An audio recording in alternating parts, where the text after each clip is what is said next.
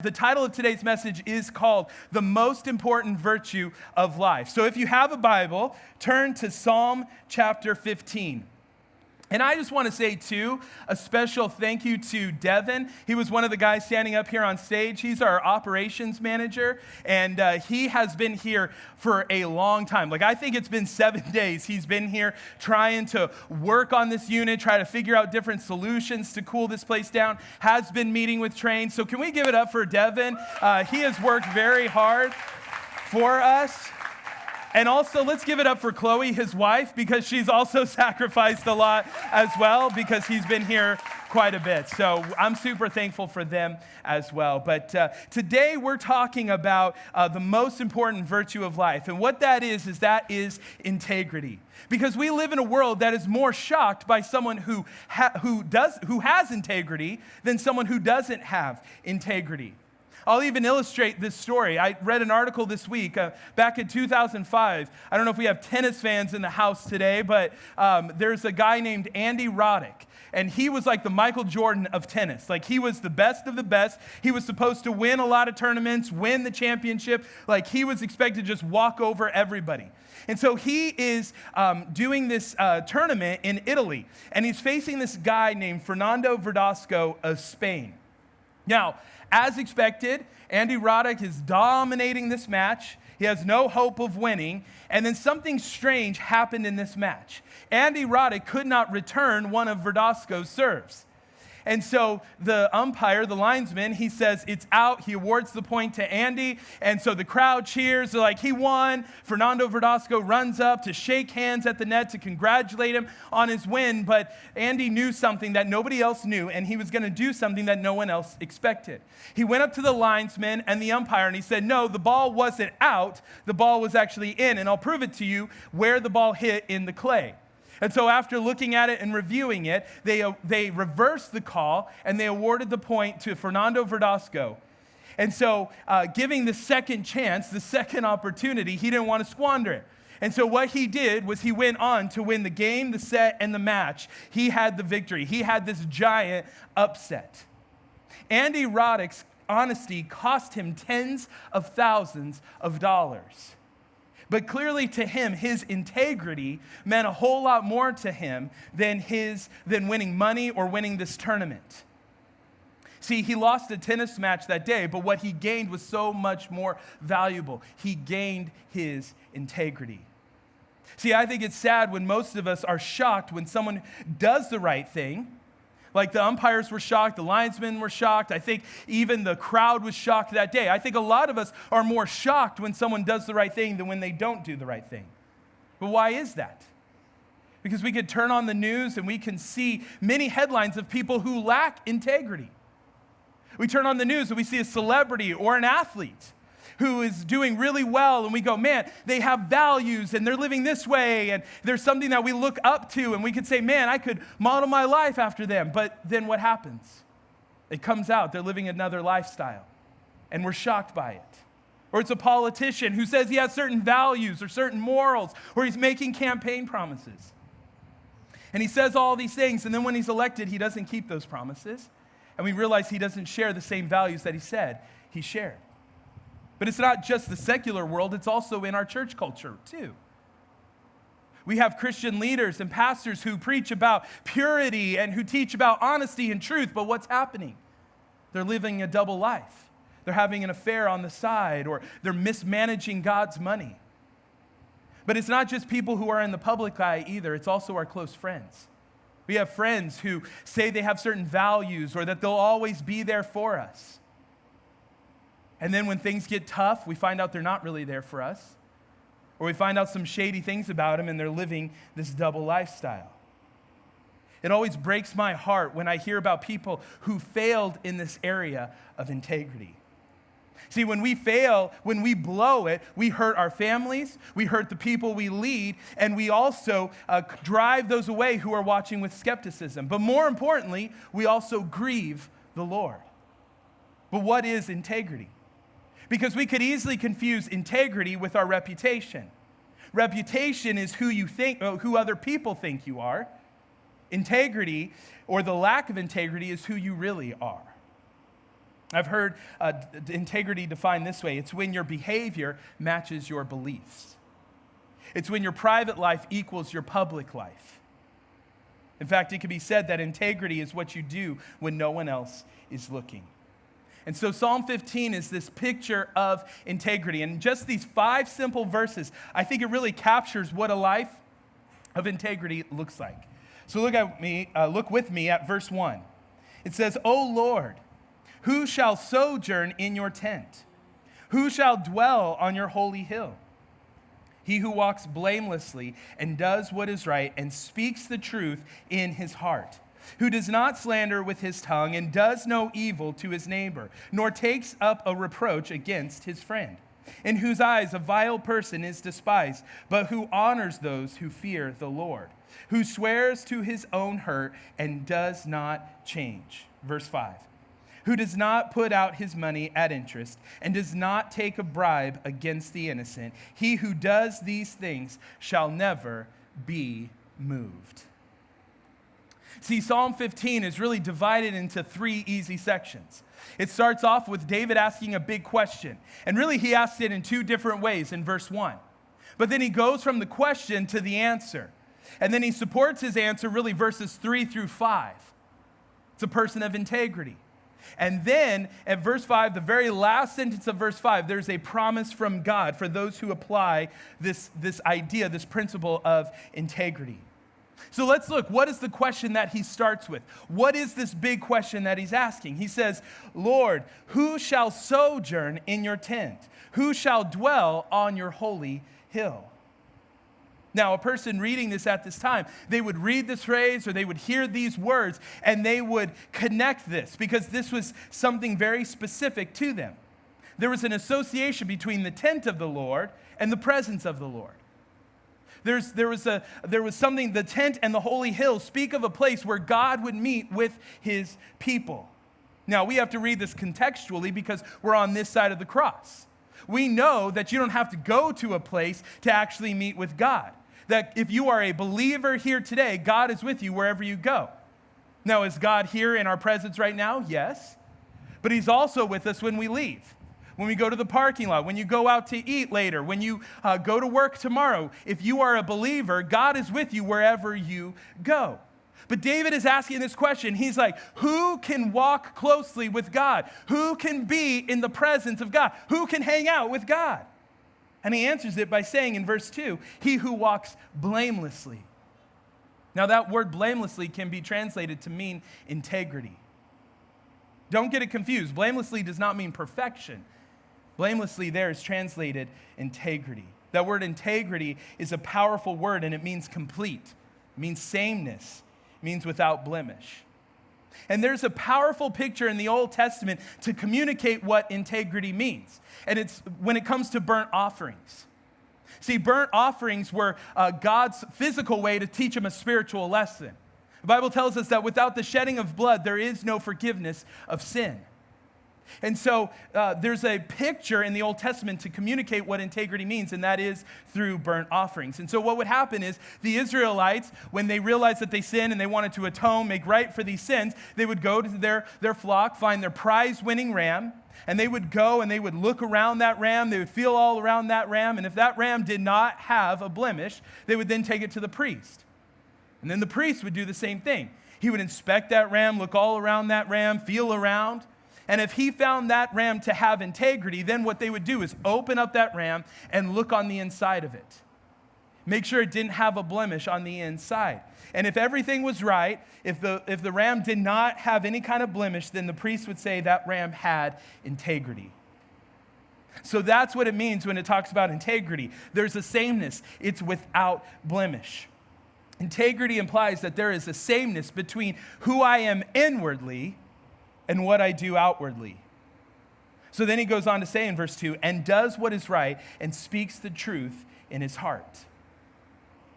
You see, a person with integrity speaks the truth outwardly, but also lives the truth inwardly.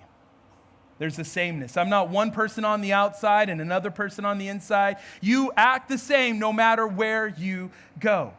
Now, the opposite of integrity, obviously, is hypocrisy.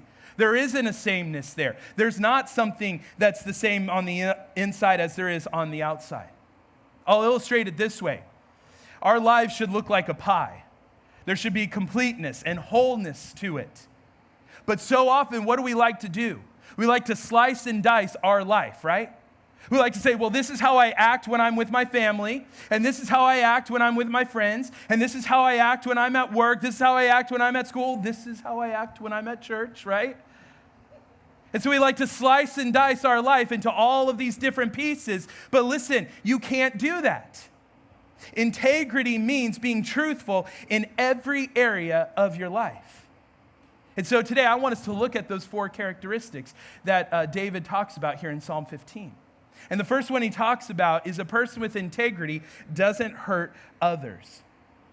Look at verse 3. It says, who does not slander with his tongue and does no evil to his neighbor, nor takes up a reproach against his friend. See, in verse 3, there's 3 warnings. 3 warnings about ways that we can hurt other people. So what are those warnings? Well, the first one is, I can hurt others with my words. See, a person of integrity doesn't want to slander with his tongue. If you're a person of integrity, you will find no joy, you will find no pleasure in hurting other people with your words. Now, some of the ways that we can hurt people with our words is what we say to people and what we say about people. We could gossip about people. We could say things to people that are really hurtful to them. And so as you think about the ways that you're speaking about other people, how do you treat people with your words? Because a person of integrity wants to edify, build up, encourage, strengthen, and not tear people down. And so again, with this being Father's Day, I want to address the dads out there for just a second. Because I want to remind us about how powerful our words can be to our kids. Your words have more power than you could ever imagine. Your kids and my kids will all grow up believing what they hear us say about them.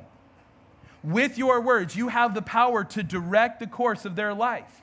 You can either affect them in a positive way, edifying them, growing them, encouraging them, setting them up for success, or you have the power to tear them down, demoralize them, leave them feeling damaged and weak. I want to remind all the dads out there that you hold your kids' hearts in your hands, and you need to be careful how you speak to them and what you say to them. Say about them and what you say to them. So then moving down in verse 3, he says, and does no evil to his neighbor. Here's the second warning. I can hurt others with my actions. But who's the neighbors that he's talking about here? Is he talking about the person you're sitting next to? Is he talking about your next door neighbor? He's talking about anybody you come in contact with throughout the day. See, I wonder how much harm we've caused people through our actions that we're not even aware of. I wonder how often our selfish decisions have harmed others, whether we mean to hurt them or not. I wonder how often our selfish decisions have done that. And we do this because we're sinful people. We hurt one another by the way we act. And so a person with integrity always needs to be asking this question. In my relationships, am I trying to prevent good and produce hurt, or do I want to bring good and bring healing to the relationships that I have? Do we treat people that we come in contact with respect? Or do we snub them? Do we talk down to them? See, we need to be reminded that often our actions are more powerful than our words. And then the third warning he gives us in verse 3, he says, nor takes up a reproach against his friend. The warning here is I can hurt others with the attitude of my heart. See, a person of integrity finds no joy in hurting other people with their misfortune. That means you don't see someone else going through something and you go, all right, this is it. Give me the popcorn. I'm ready to watch them get what they deserve. Now, my youngest son, Dawson, he's always getting it from the other 2 boys. He's either getting a beating or he's getting in trouble. That's often what his life is like. And so often, when Dawson either gets the boys in trouble, the other 2 boys in trouble, or they get hurt because of him, you will always hear him say this. That's what you get. That's what he always says to him. They get hurt, that's what you get. They get in trouble, that's what you get. I've heard him yell it from downstairs before in his room, and I have to call him down, and he goes, that's what you get, as they're walking down the steps. I wonder how many of us would say, that's what you get, when we see someone suffer a misfortune. I read something this week that really kind of brought this and helped me evaluate this in my life. It said, who in your life would you secretly enjoy see fail?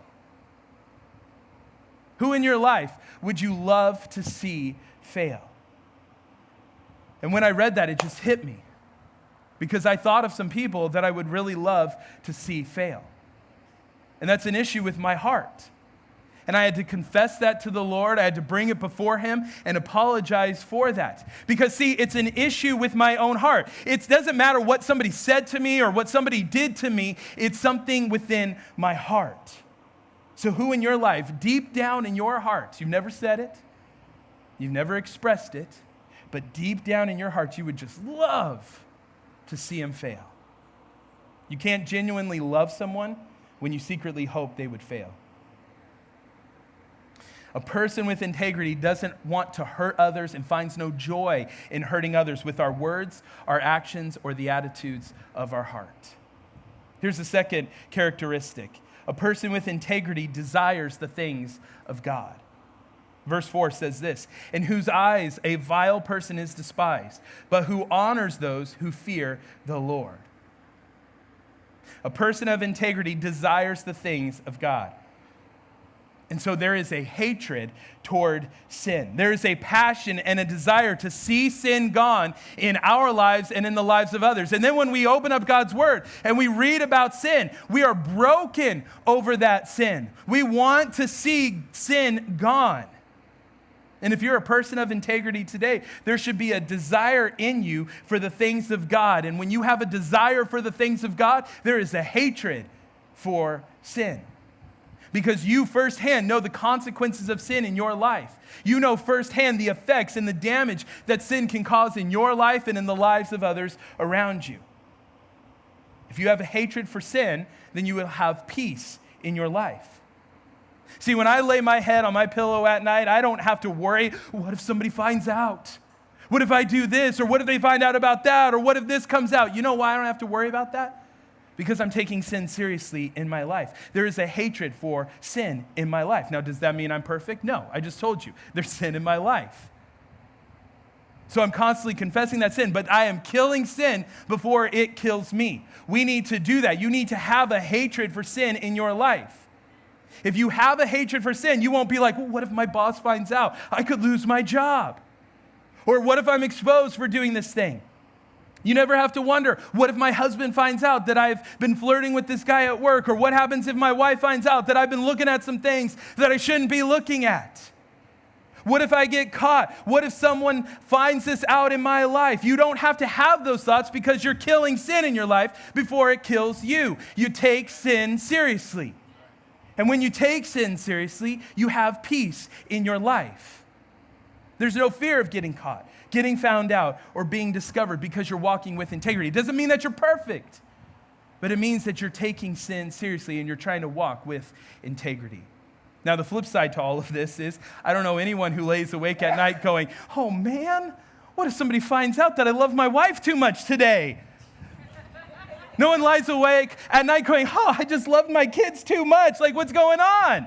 What if they find out that I've told the truth too often? Nobody lies awake at night when they're doing the right thing.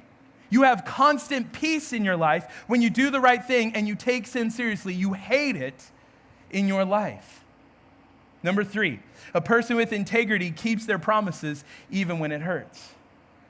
The last part of verse 4 says this, who swears to his own hurt and does not change. I like how the New Living Translation puts this verse. It says this, and keep their promises even when it hurts. See, having integrity means you tell the truth, and that is a constant pattern in your life. If you have a life of integrity, you will gain trust, honor, respect, and influence. See, if you want great children, be a parent of integrity. If you want to be a great leader in your family, be a man of integrity. If you want to have influence wherever you work or go to school or whatever area of life you find yourself in, be a person of integrity and keep your word. I love what Proverbs 25:14 says. It says, a person who promises a gift but does not give it is like clouds and wind that bring no rain. If you're a person of integrity, you keep your word. When you say you'll do something, make sure you do it. But if you're always breaking your promise, it can lead to negative effects. For example, if you're breaking your promise to your spouse or to your kids all the time, bitterness can can ooze into those relationships like poison. Your family and your friends can't trust you if you're constantly breaking your promises to them. The Bible tells us, make sure your yes is your yes and your no is your no. You may say, well, my circumstances have changed. Some things have suddenly come up in my life, and that might be true. But integrity means you keep your promises, even if it doesn't benefit you anymore, and even if it costs you more than you think. When people can take you at your word, your reliability will lead to stability. So keep your promises.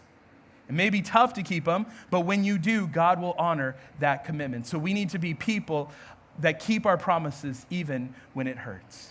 And here's the last one. A person with integrity loves people. If we are to be people of integrity, the way we spend our money and the way we relate to others matter to God. Look at verse 5. It says, who does not put out his money at interest and does not take a bribe against the innocent.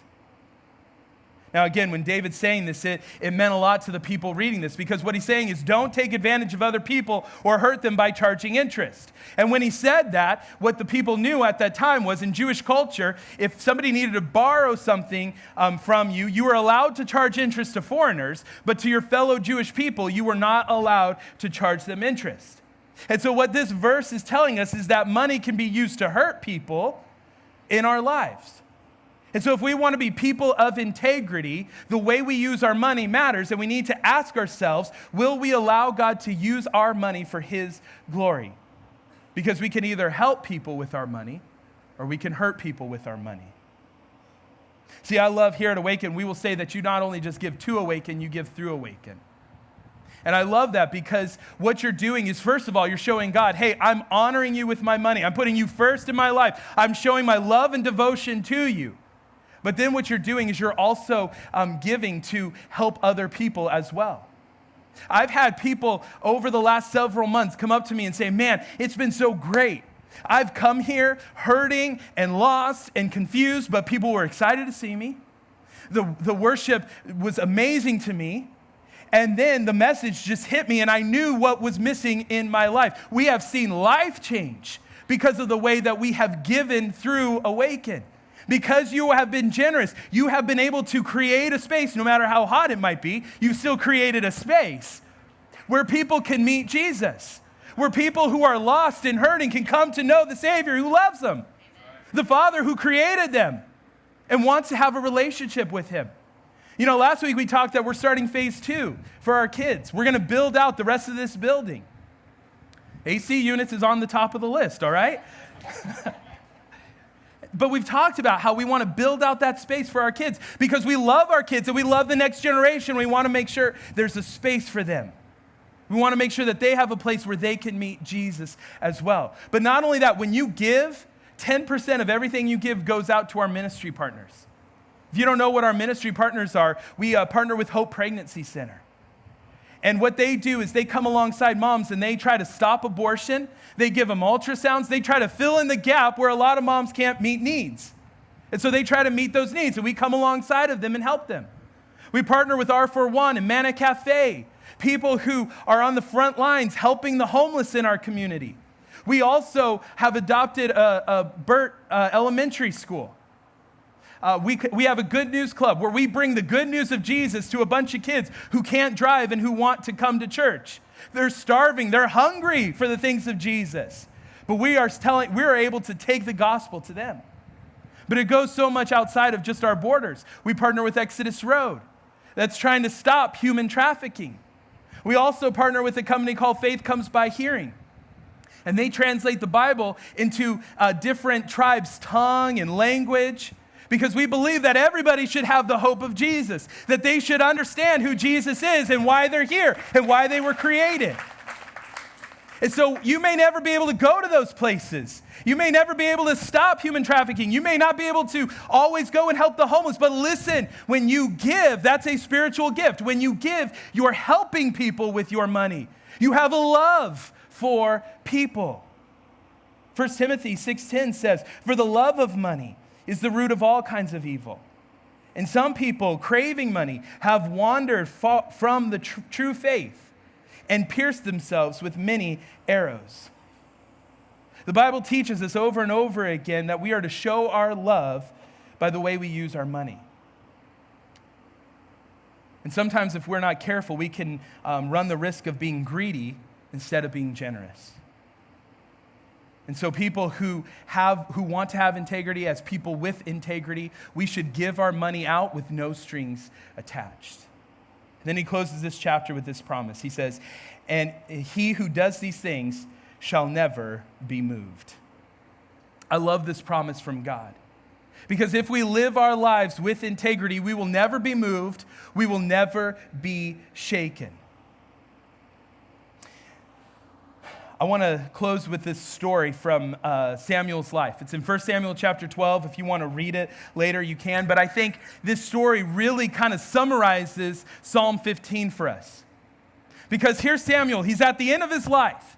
And he stands up before his community. He stands up before his people and he says, "Have I not led you with integrity? Have I wronged any of you? And if I've wronged you, then tell me, because I want to make it right." Basically, he's saying, free shot. If you got a problem with me, I want to hear it because I want to make it right. If I've done you dirty, then I want to make sure that we right all those wrongs. And so the crowd looks on and they say, "No, you're a man of faith. You're a man of integrity. You've done the right things. You've led us the right way." And I love that, because here's the point. I think it would be so great if we could stand up before our family one day and say, "Free shot. Did I not lead you the right way? Did I not live this life of integrity?"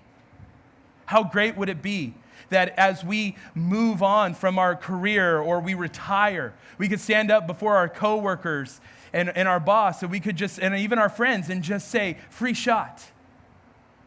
Did I not live a life of integrity? Did my beliefs not match my behavior?" So in light of all of this, let's ask ourselves the question that David starts his chapter with. Who can hang in the presence of God? A person with integrity can. Now don't get this confused. He's not talking about perfection. He didn't say, make sure you're perfect, and if you failed in any of these areas, you can't hang out with God. But what he's getting at is that if your behavior matches your belief, you can walk with God. But what do you do when you realize there's sin in your life? If you're a believer here today, what do you do when you realize that there's a secret sin in your life? That you're holding on to some sins. You haven't fully surrendered them to the Lord. What do you do then? You confess those sins, you make it right, and then you start to fall in love with Jesus. You study his word. You get to know Jesus. You don't get to know him from a distance. Don't get to know him occasionally when you come to church. Truly get to know him. Because listen, you'll never be able to live a life of integrity on your own. You always have a bent toward sin. And if you're here today and you've never experienced Jesus, you think, well, I'm a pretty good person. I've lived a life of integrity. I treat people well. I do the right things. I give to the church. I'll even buy a new AC unit. I'll buy the whole kids' space. I will give my money. I will earn my way into heaven. Listen, that's not how it works. You have to surrender your life to Jesus. Jesus said, "I am the way, the truth, and the life. No one comes to the Father except through me." It doesn't matter how good of a person you think you are. You have a sinful nature, and the only way to deal with that sin nature is to get right with God. So if you want to be a person of integrity, if you want to walk closer with God, then have integrity in your life. Amen?